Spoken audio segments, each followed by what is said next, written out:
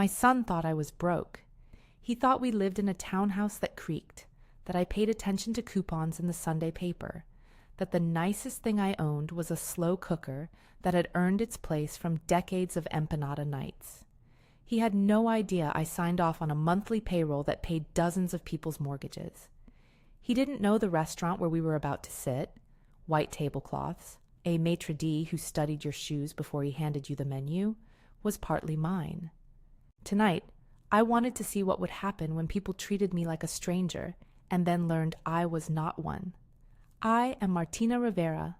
I am 58, give or take, with a laugh that comes from the back of my throat and a way of folding my hands that makes executives in boardrooms stop mid-sentence and look at me.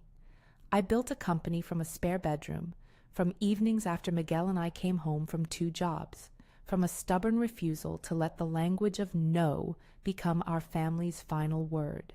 We called it Rivera Financial Systems on the paperwork, but to me it was the ledger of our promises.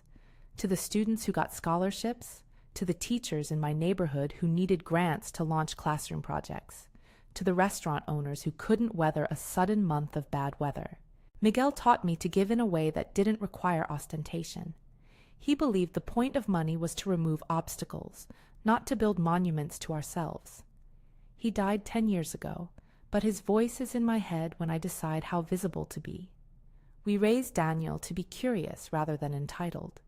When he was little, I would tell him stories about my mother, who mended clothes, and about the bus driver who taught me to save.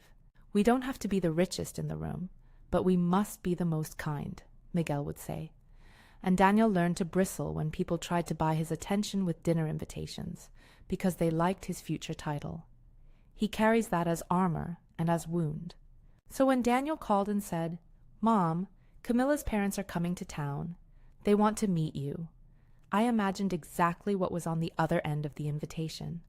A well-appointed table, a server with the patience of a stage actor, the sort of small talk that hangs in the air like a cloud of imported oil. He was nervous. He picked at a thread on his sleeve and said, It's formal." I then swallowed whatever else he wanted to say. It is a strange thing to choose privacy in an age that mistakes visibility for virtue. I have not hidden what I've done because I am ashamed. I have hidden it because I wanted Daniel to be self-starting. I wanted him to choose a life for its work and its meaning. I wanted him to know that doors could be opened by merit and by kindness, not by the weight of a name or the flash of a credit card. That was the promise Miguel and I made, quietly, in the kitchen, while the soup simmered and the baby cried and the rent notice arrived. Still, there is an edge to this choice. You can keep something from someone you love and still be kind. You can also keep something and end up building a wall. I have worried about that wall, about the ways secrecy, however principled, can cede distance. But the dinner invitation felt like a safe test, a way to measure how others would treat the person I loved without the currency of my name in their eyes. I told myself I would be honest soon. Tonight was simply a moment to observe, to teach, to perhaps pry open a conversation between Daniel and his future in-laws that he might not have begun on his own. I chose what to wear with the same deliberation I used to weigh boardroom offers. Not shabby, not theatrical. A navy dress I had worn to more than one faculty reception. The loafers had a scuff on the toe, nothing dramatic, but enough to suggest a life lived on foot rather than on private cars. I smoothed my hair, an unpretentious chignon. I tucked the small gold locket Miguel had given me beneath my collar. I wanted to read as deliberate modesty, not affected pennilessness. Daniel met me in front of the subway station, his breath condensing in the cold evening air. He hugged me the way he always does, with the awkward tenderness of the child who still needs his mother to anchor him, even while he walks his own path. For all his calm intellect, he's taken to lecturing on Renaissance literature and the little rebellions of footnotes. His hands were shaking. Are they, he started. Polite? I offered. Curious? Rich enough to have an opinion on the cut of a napkin? Yes to all. I smiled to steady him. He never needed me to perform miracles, merely to be solid. Go, sit. If it goes sideways, we'll walk out. Don't, he said, a half order and a half plea. Just be you. Please, Mom. There are moments when parenting comes down to a single clean instruction, an ethical lever you pull. Be you. It is harder than it sounds when your you is a mosaic of immigrant scrappiness and Fortune 500 polish. But I had practiced my posture, my speech cadences. I had rehearsed not to be defensive when someone made a throwaway assumption about our class or our education. I had rehearsed patience, because patience protects relationships more often than quick righteousness. The restaurant was in one of those parts of Manhattan that likes to pretend it forgot its borough. Marble floors, a vertical garden that smelled faintly of citrus, servers who move like choreographed steps.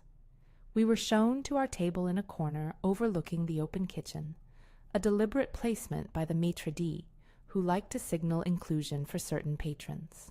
Daniel introduced Camilla first, an art curator with laugh lines that reach her eyes, hair cropped in an elegant bob, a hand that touched my arm like an offering.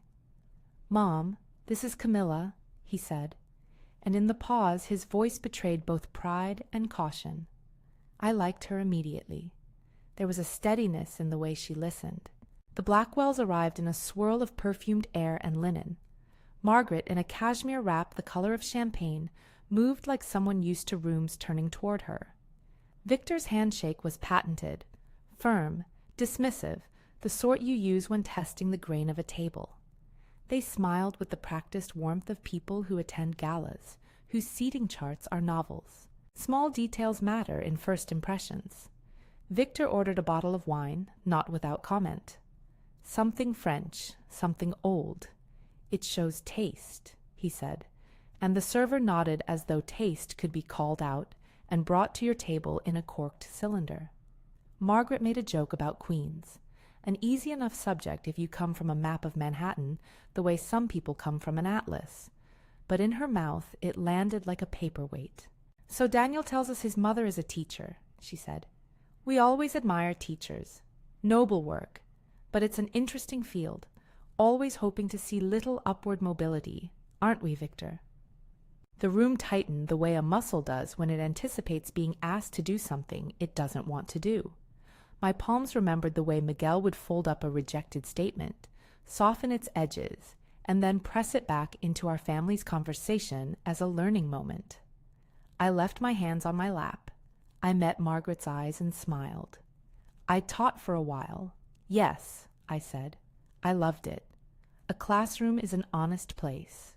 "You must be proud," Victor said, measuring the syllables as if deciding whether to drop a compliment or a critique.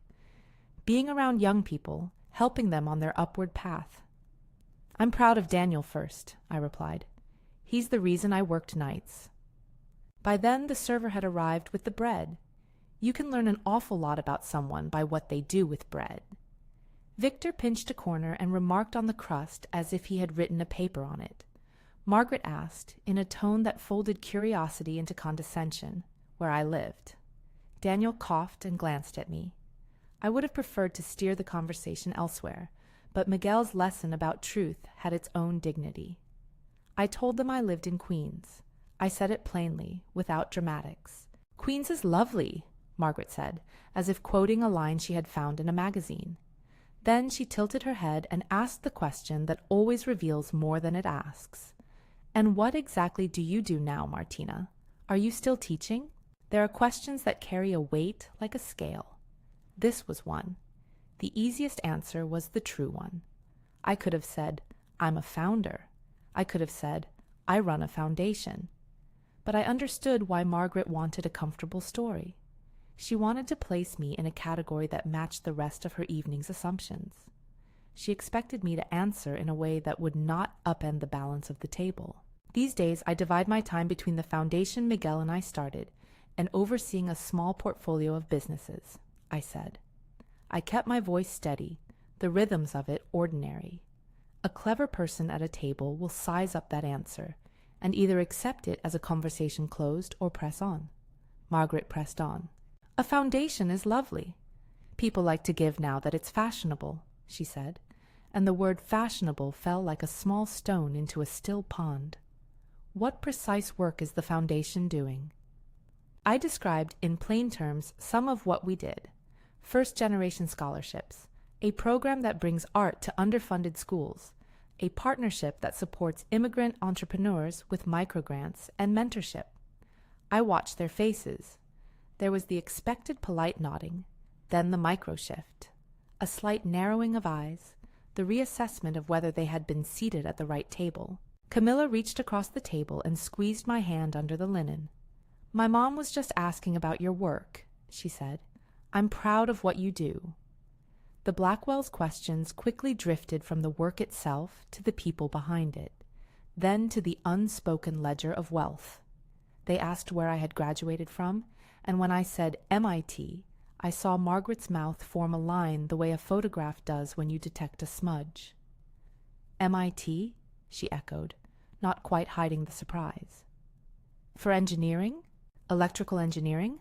I said, and it sounded both like a credential and like a parable. People often react to the idea of upward movement in others, the way weather reacts to the presence of a warm ocean, with gusts that can either lift or erode. Victor's interest sharpened the way a man might tune into a stock pitch. "That's impressive," he said. "It's funny. Mom thought teachers, but MIT suggests a technical bent." The compliment had barbs in it, the kind that test whether you will confess, claim, or parry. I parried with small facts, the kind that do not assert dominance but refuse to be flattened. "I worked in a lab early on," I said. "Then Miguel and I started a consultancy to help small manufacturers adopt automation.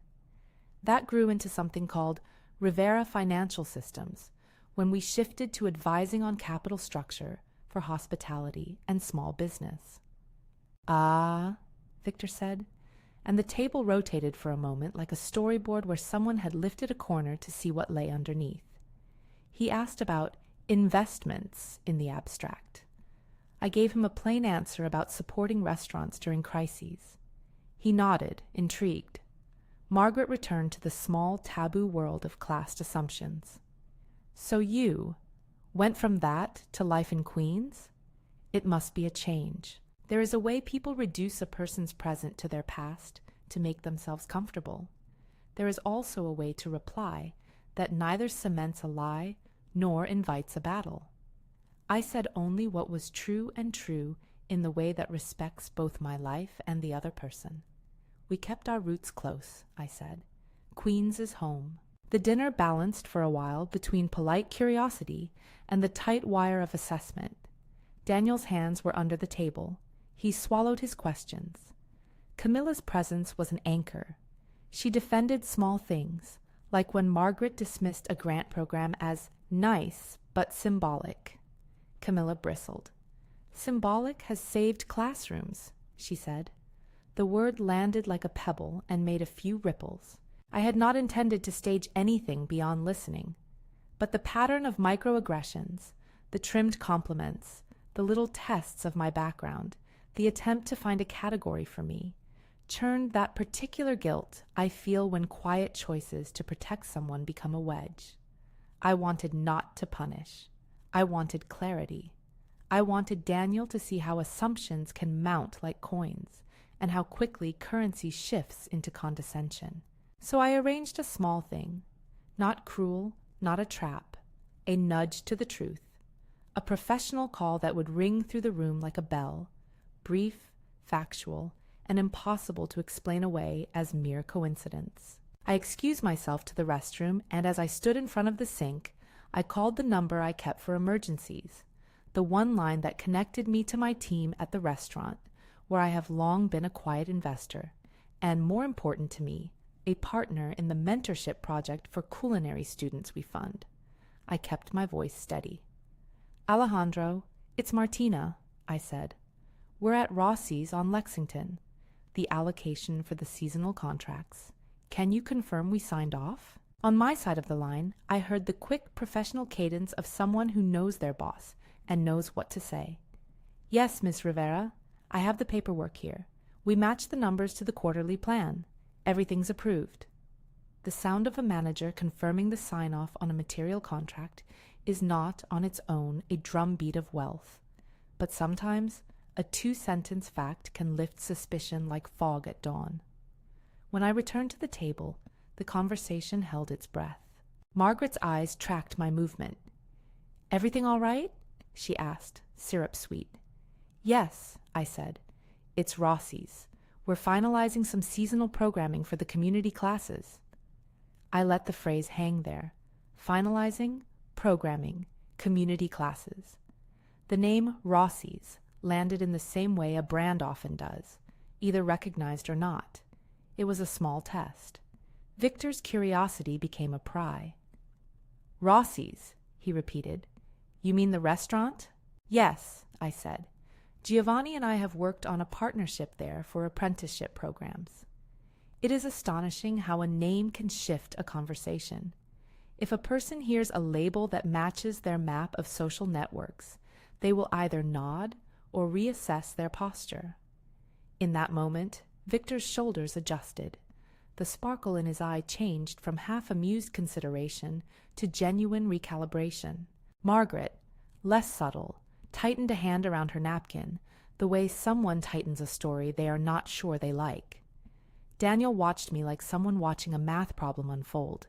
His brow held confusion and a flicker of betrayal. I could see him connecting dots that I had hoped to unveil later, gently, without theater. I felt his small hand under the linen brush mine. His eyes asked, "Why tonight? Why this way? Why didn't you tell me?" he asked later, a whisper that could have been private between us and the plates. Because some secrets are kept to shape people, I thought. Because some truths are parcels we open when we trust that the other person's laugh will not be a casualty. Because revealing everything too soon can become its own kind of armament. But I said simply, "We wanted you to make decisions for your head and heart." That answer would have to do for the moment.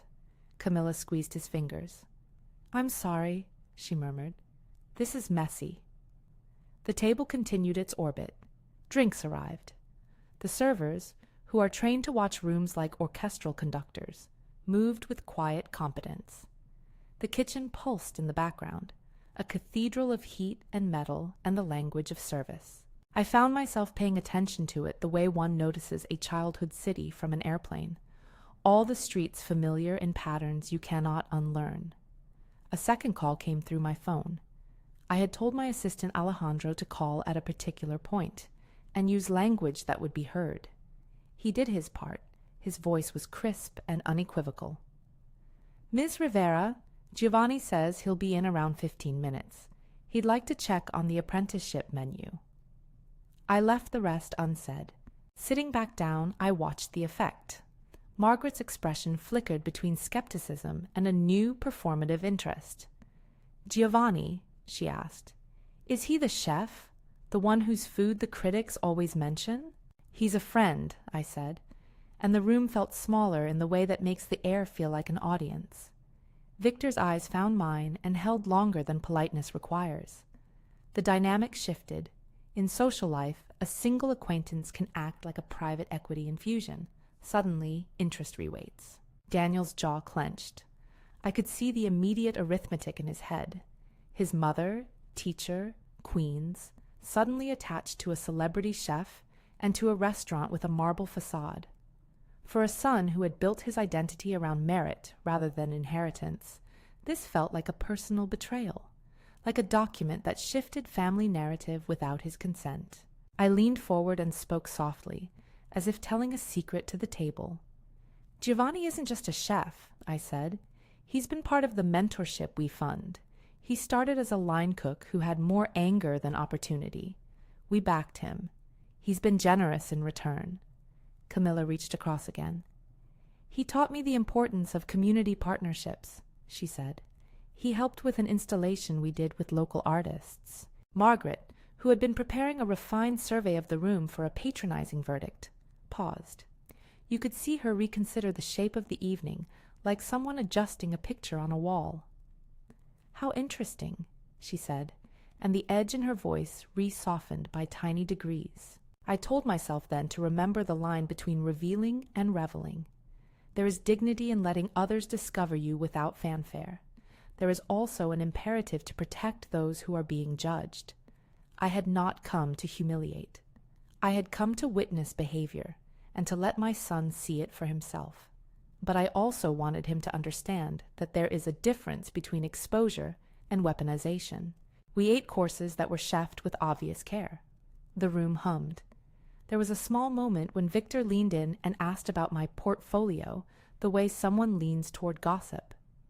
"Investments?" he said. "What do you invest in?" I named things as plainly as I could: community-minded ventures, early-stage hospitality, scholarships. I left out numbers because numbers are trumpets and I did not need to play them. But names matter. Rossi's came up again, and this time the server paused in their service as if waiting for us all to catch up. By the time the dessert menus arrived, the temperature at the table had shifted. It wasn't quite embarrassment I saw in the Blackwells. It was a recalibration, half curiosity, half evaluation, as if they'd been invited to look under the hood and had just noticed an unexpected engine. They had not been cruel, not exactly. Their comments had been small eddies of superiority, not tidal waves. But the cumulative effect of those little shifts can feel like a dismissal wrapped in civility. Daniel excused himself to the restroom and didn't come back for long. When he returned, he was quieter, more distant, like someone who had been looking at a family photograph that now had a new face in the background. He asked me, in a voice that tried to be steady, "Why keep this from me, Mom? Why put me through this?" I wanted to say that knowing doesn't always make things gentler. Sometimes it makes them heavier. I wanted to tell him that my silence had been a shield for him, and that sometimes a shield appears like falseness. Instead, I said what felt truest. I wanted you to choose your life because you loved the work, Daniel. I wanted your voice to be yours. He shook his head, not quite comprehending. "You should have trusted me," he said. "You should have told me." The exchange is still sharp in my memory.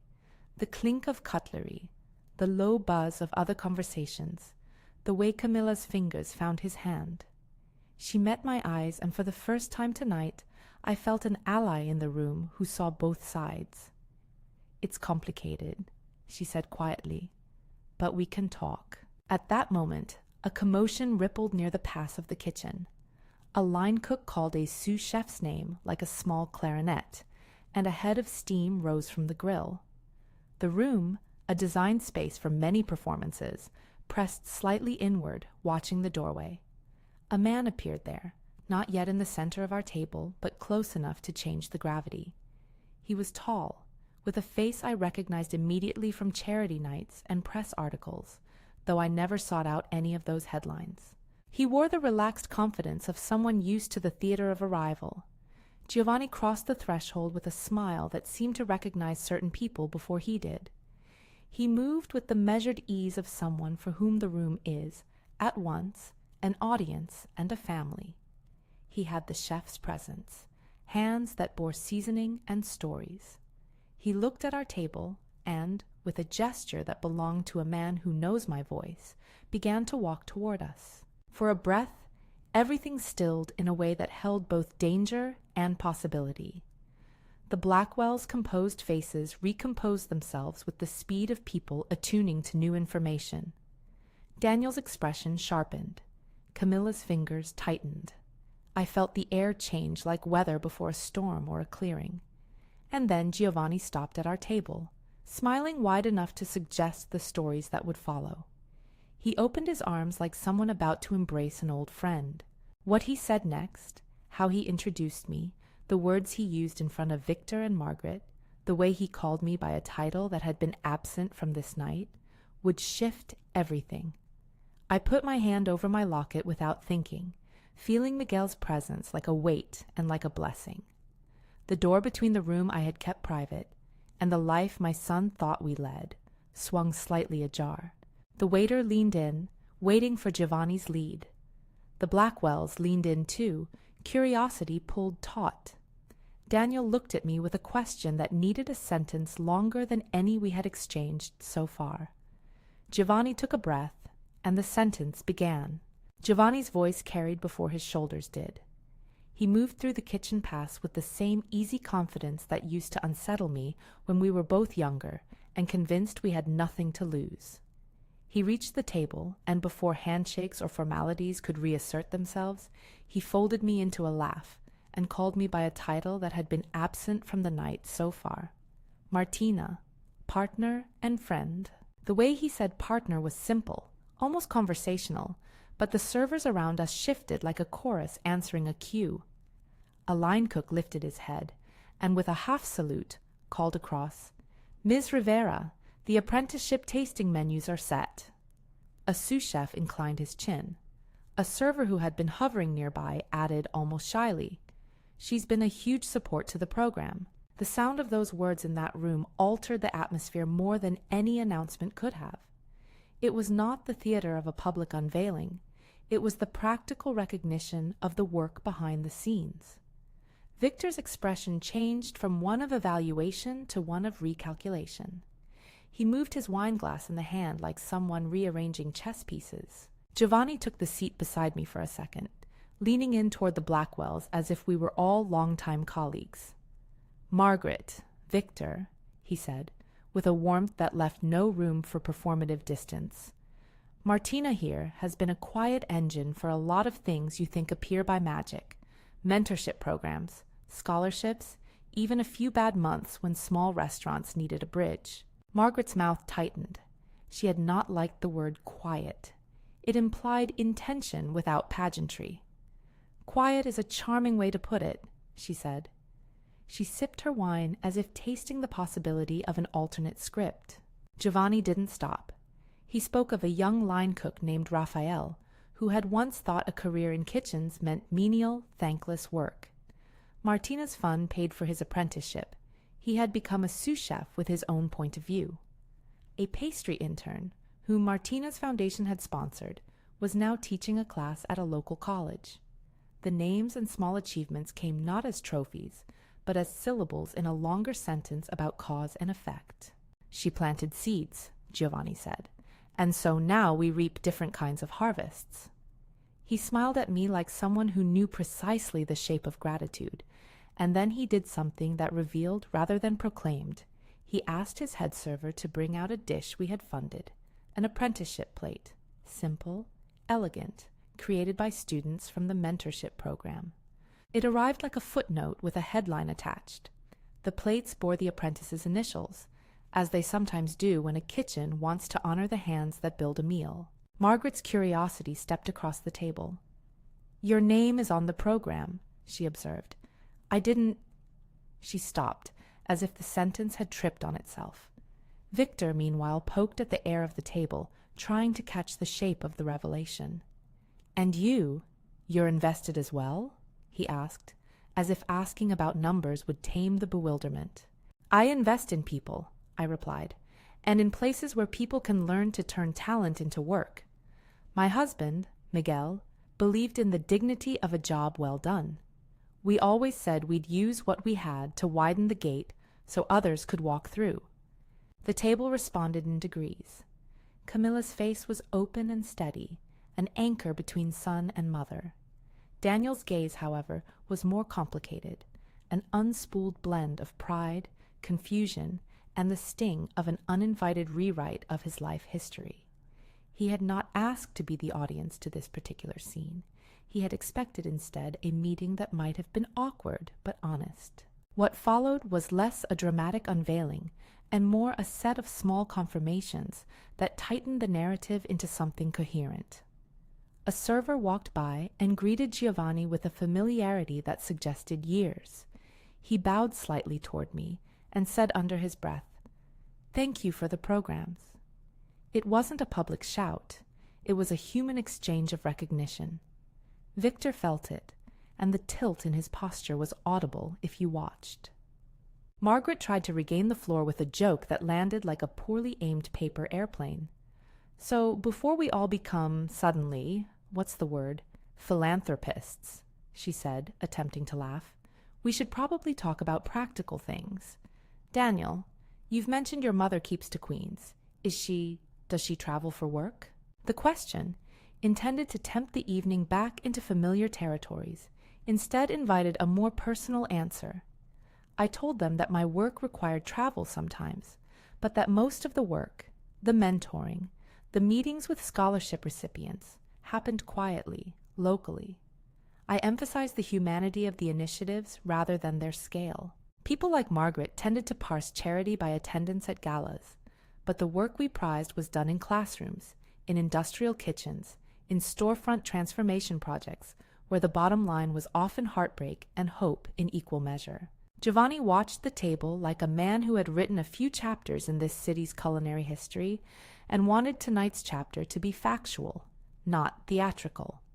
At one point, he leaned forward and said to Victor, almost conspiratorially, "You should see the community dinners. They don't happen in society rooms. They happen at neighborhood centers.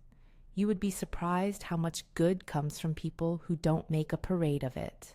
Victor found a syllable of discomfort in that. He resettled his napkin, searching for a place to plant the conversation that would not reveal his own instinct to network. Margaret, whose social radar had been slightly outflanked, tried to recover with what she thought of as magnanimity. "I admire discretion," she said.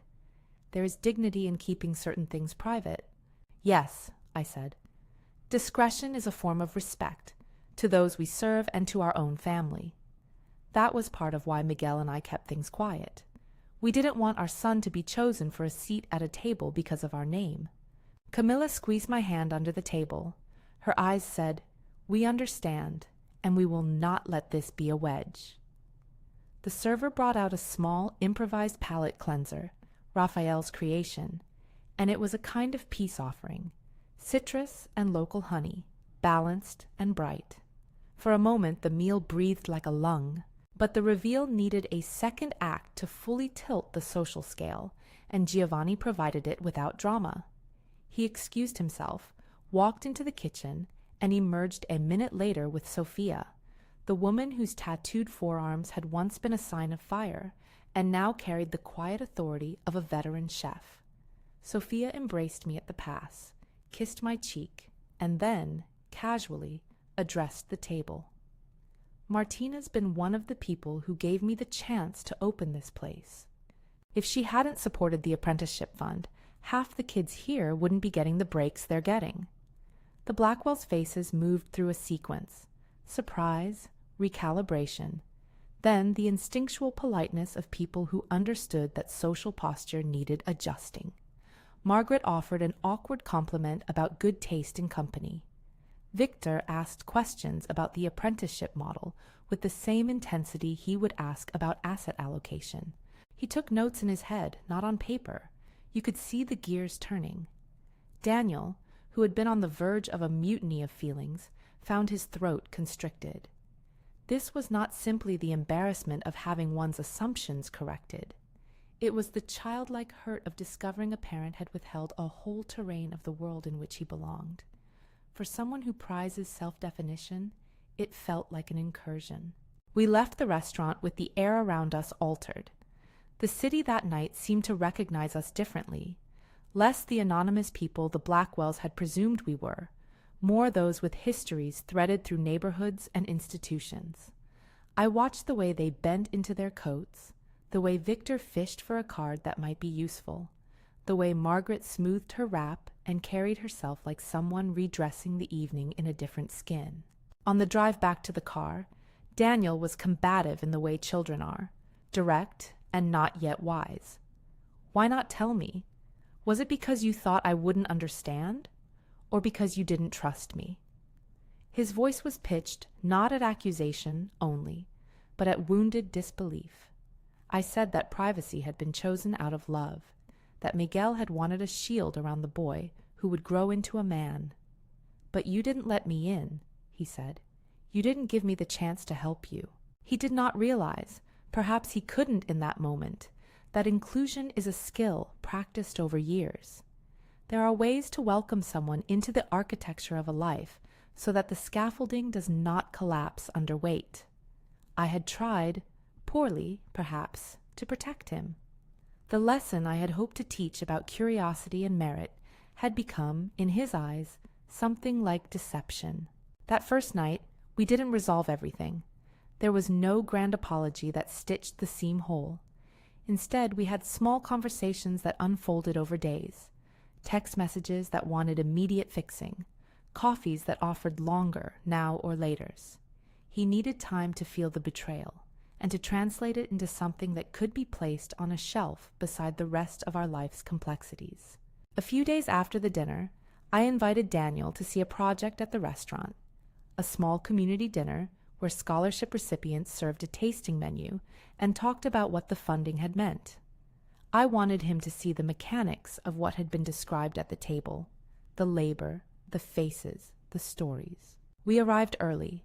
The kitchen smelled of caramelizing onions and citrus rinds. Raphael, who had been mentioned at the table, was there, sleeves rolled, explaining to a young participant how to hold a whisk without tiring out the wrist. When Daniel walked up to him, the young man flashed a grin of recognition. "You're Martinez's son, right?"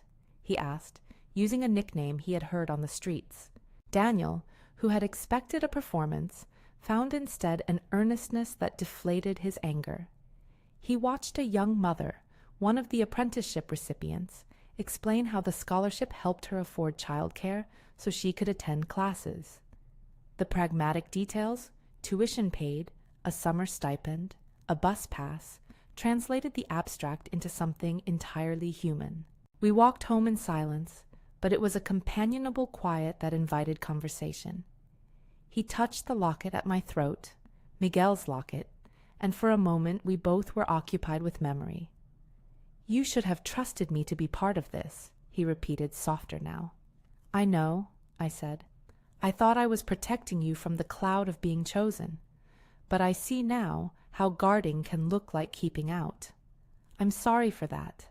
He didn't immediately forgive me in a theatrical way. He forgave me in pieces. A text with a heart one evening, a dinner where he asked a lot of questions about how scholarships were distributed, a moment when he sat with Raphael and listened. Forgiveness in our family has always been a practice, not a phrase. The full reveal, the one that would finally bridge the physical distance between the life he thought we had and the life I had lived behind closed doors, happened the next week. I asked him cautiously whether he would come to my office. The office was not an office in the way his committee rooms were. It was an extension of our life together with Miguel, a place that held files and photographs and the quiet noise of decisions being made over time. The elevator to my building smelled faintly of lemon oil, the kind of scent you associate with the careful order of a house kept not for display, but for sleep. The doorman greeted Daniel with a nod. He had seen more incoming and outgoing lives than a mapmaker. As we stepped into the lobby, I could see the way he braced for something formative. My penthouse is not ostentation. It's a space we assembled over decades, art that came from the artists we funded, furniture rescued and repaired, maps of places we cherished. On the wall hung a photograph of Miguel teaching, smiling, cigarette in one hand, a chalk line in the other, surrounded by students. There were letterpress invitations from community events, awards I had never been fond of displaying, and a bookshelf where our son's childhood drawings sat beside treatises on economic justice. It was, as the Blackwells might have finally understood, a life woven of different threads. We moved through the apartment slowly. I showed him the office, a room with a large oak desk, monitors that displayed small dashboards for the initiatives we supported, a wall of dossiers on scholarship recipients. He walked past the framed covers of a magazine or two that had once written about Rossi Foods and the mentorship program. For Daniel, who measures meaning in syllabi and lectures, the visual evidence mattered less than the patterns he saw. Sustained commitments, follow-through, the hard arithmetic of grants. "Is this yours?" he asked, gesturing at the office. "It's ours," I told him. "It was mine and Miguel's, and now it's part of whatever we do next." He sat in my chair, the chair Miguel had favored, and laughed softly, the kind of laugh that recognizes the absurdity of childhood images versus adult realities. He opened a drawer and pulled out a box of old letters we had saved, letters from scholarship recipients, scribbled notes thanking us for a summer that had changed the direction of a life. His throat closed once, twice. Then came the call from Tokyo. It rang on the office line as if to make a point. The world we had engaged with extended beyond the boroughs of New York. An executive from a partner foundation, a voice I had shared work with for years, asked whether I could confirm a meeting with a team in Tokyo to discuss scaling a vocational exchange. He spoke in crisp, considered English, and the details poured out. A request for a memorandum of understanding, a timeline, possible funding mechanisms. Daniel listened, and I watched the sequence of his features shift. Puzzlement, then recognition, then a dawning comprehension. "You do international stuff," he said. "You have people in Tokyo discussing programs." "Yes," I said. "We try to meet the moment with what we can manage. It's not about being on a stage. It's about making infrastructure for people who need a platform." He looked out at the city from the penthouse window, comprehension slow and certain. A placed photograph of Miguel on the bookshelf drew his attention. He picked it up and read the back note Miguel had written. "For the work always done with hands, never with headlines." That line seemed to locate something in him. He sat with it for a long time, running a finger over the edge of the frame. The initial sting of betrayal began to yield to a more complicated emotion. Appreciation tempered by the reality that trust, once bent, needs new bracing. We talked, a lot, over the next weeks. Sometimes the conversation skirted the raw points, and sometimes it hit them directly. He asked why Miguel and I had chosen that strategy. I told him truths I had not told the Blackwells, stories of nights when we had to choose between paying rent and paying scholarship stipends, of arguments over whether to accept press attention to raise funds. "We chose privacy as a discipline," I said. "It helped keep the work centered. But I can't pretend it wasn't a mistake to keep you from knowing." He listened and pushed and sometimes accused, and then asked for pauses to think. It was a patient kind of undoing, and one that required me to be transparent in ways I had not been for decades. I showed him budgets, but not as bragging artifacts, rather as documents showing how small amounts of money deployed over time could become the difference between a person who sinks and one who learns to sail. We went through names of scholarship recipients. We called some of them and put them on speakerphone so Daniel could hear their gratitude in their own voices. There was one night when, after a long conversation, he asked if he could meet the people whose lives had been changed. "If I'm going to be part of this," he said, "I want to see it with my own eyes." I arranged a small gathering, a kitchen table dinner at the community center we supported. It was the kind of event that felt raw and honest, and if you were used to measuring worth by silverware, slight. It contained too much laughter, good bread, and children who had no idea how history had arranged them into recipients. Daniel sat at the end of the table and watched, a professor listening to primary sources, and his expression melted from scholar to human observer. He spoke to an apprentice-aged cook about the apprenticeship curriculum. He hugged a mother he had only just met. The experience, more than anything I said, seemed to reweave something in him. Life, for its part, demanded pragmatic integration. The Blackwells, for their part, oscillated between awkwardness and a performance of graciousness. They invited us, the family now extended by the disclosure, to a gallery opening, and through small civilities, began to attempt a reconciliation of social scripts. They were not villains in my story, merely people whose instincts had been premised on a certain sociology. I had seen worse. I had also seen better. The truth was that social rank is a language learned early. To change vocabulary takes exposure and humility. The true test came when I invited the Blackwells to a Sunday dinner at my penthouse, a seat at a table that would deliberately mix worlds. I wanted the evening to be a microcosm of the life Miguel and I had imagined. friends from our grassroots projects, chefs and apprentices, neighborhood teachers, alongside Daniel's colleagues and, yes, the Blackwells. It was an invitation that required courage on my part. It also required a willingness to see people as they were, not as the momentary caricature of a bad introduction at a restaurant. The dining room hummed with the kind of mismatched conversation that only a truly generous table can produce. Giovanni had prepared a family-style menu that stressed sharing.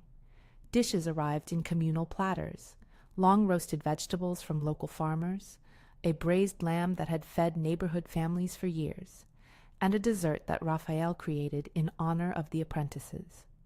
Guests passed plates as if knowledge were being traded. They made room for one another without calculation.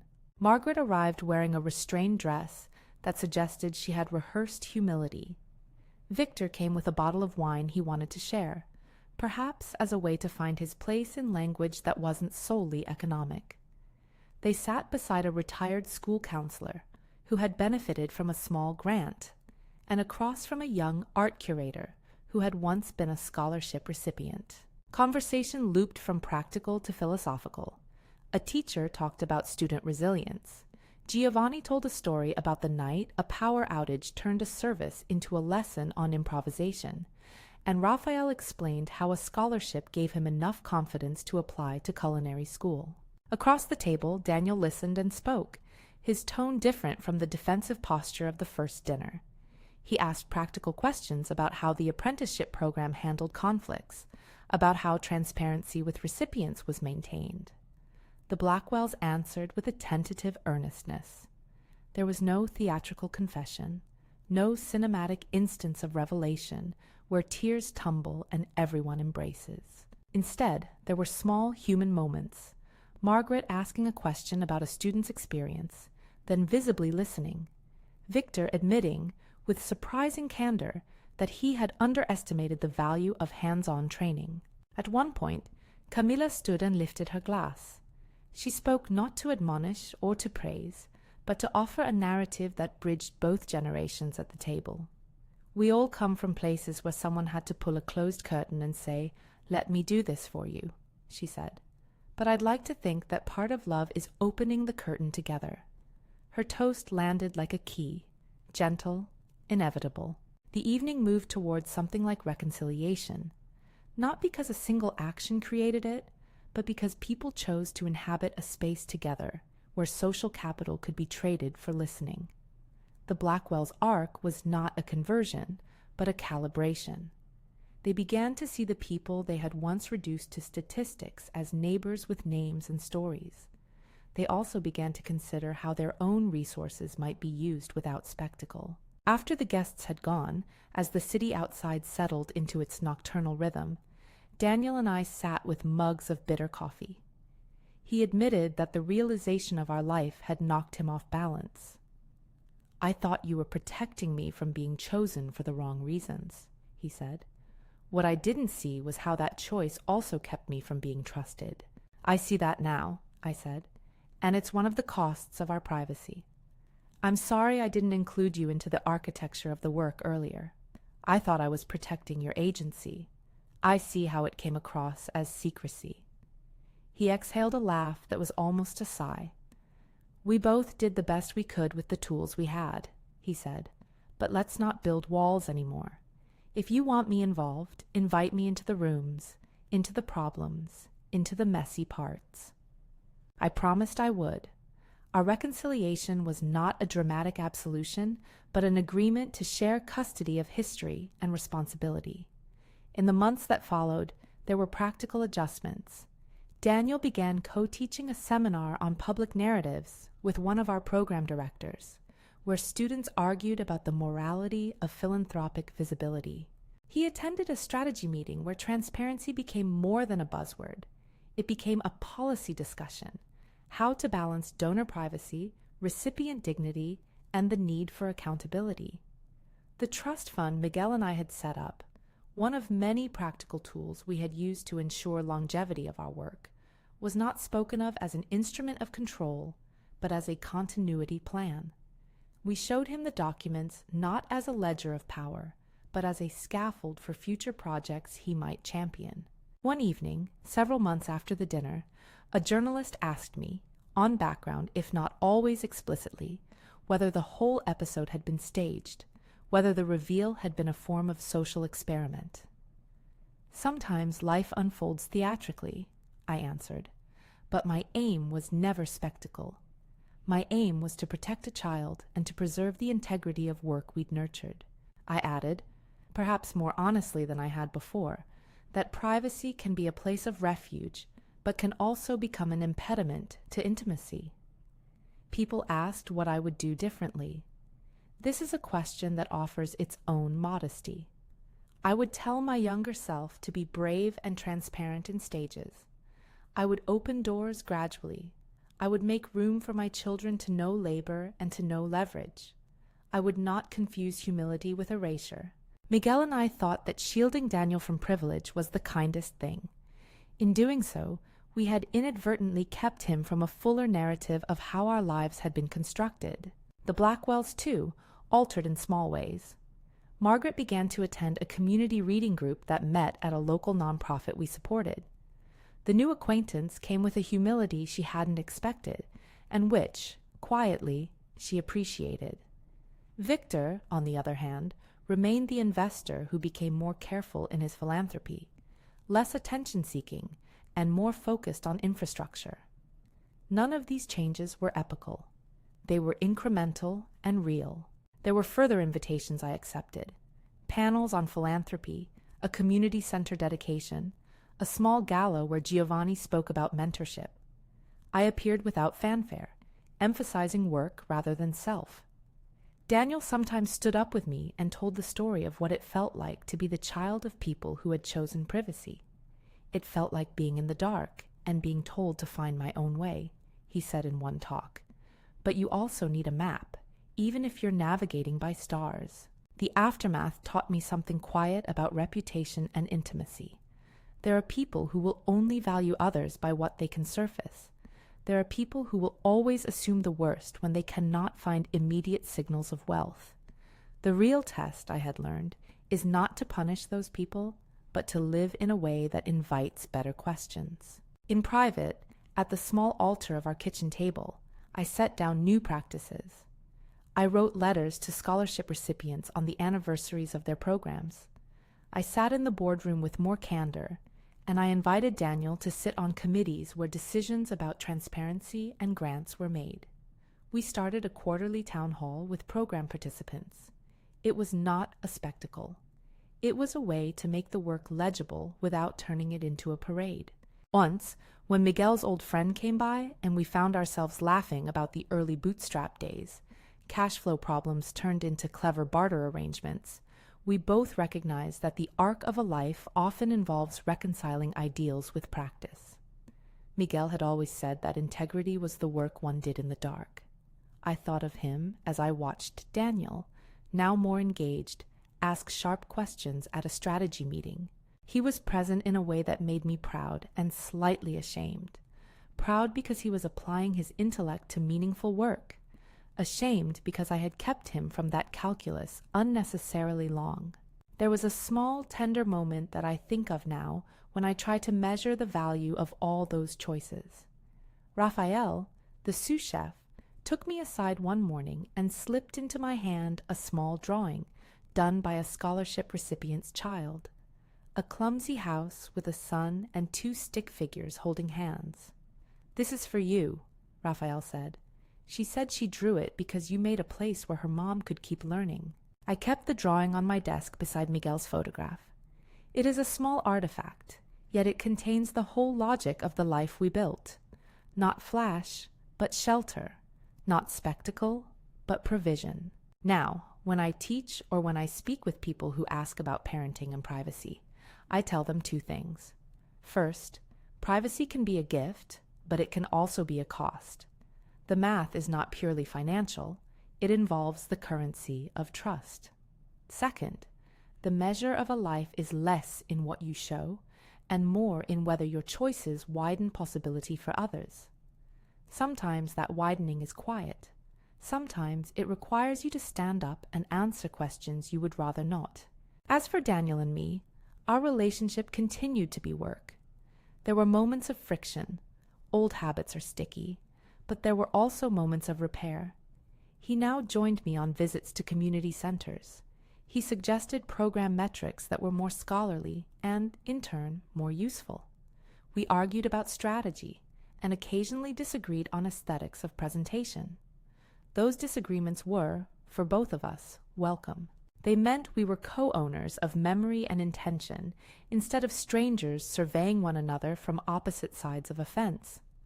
On a clear afternoon the following spring, we hosted another dinner, this time smaller, less curated, an honest attempt to socialize across the various circles that had converged in the past year. The Blackwells attended. They were different, not perfected, but altered. They listened more than they spoke. Margaret offered a quiet compliment about the spice in Giovanni's stew. Victor asked a reasonably technical question about the apprenticeship curriculum, and then admitted, with unexpected humility, that he had much to learn. At one point in the evening, Daniel stood up and, in his quiet, scholarly voice, said, "I used to think my mother wanted me to build a character that would be immune to privilege. I thought I needed to prove myself against the narrative of being given. I'm learning instead that the real work is to be responsible with whatever doors open to you." The room listened. The sentence was neither a sermon nor a sermonizing moment. It was a small testament to the fact that a life, when opened honestly, can become communal property. It was the kind of speech I had hoped he might give someday, when his integrity and his vantage had had time to inform one another. I want to close with something simple and true. Choices have consequences we don't always foresee. Miguel and I chose privacy because it felt morally right at the time. It also created distance that we had to repair. The repair required humility on both sides, a willingness to be wrong, and a commitment to live differently going forward. If there's any lesson worth offering those who might watch this and wonder what they would do in my place, it would be this. Protect what needs protection, yes, but keep the people you love close to the truth. Let them be part of the architecture of your life. Let them see the scaffolding. And when you have the chance to widen someone else's doorway, do it without seeking applause. If this story resonates, if you've ever been underestimated or if you've had to repair a secret, I'd love to hear it. Share your experience in the comments, and if you'd like to follow more stories like this, consider subscribing. Our lives are made of small acts. The only thing worse than secrecy born of love is silence that never becomes conversation.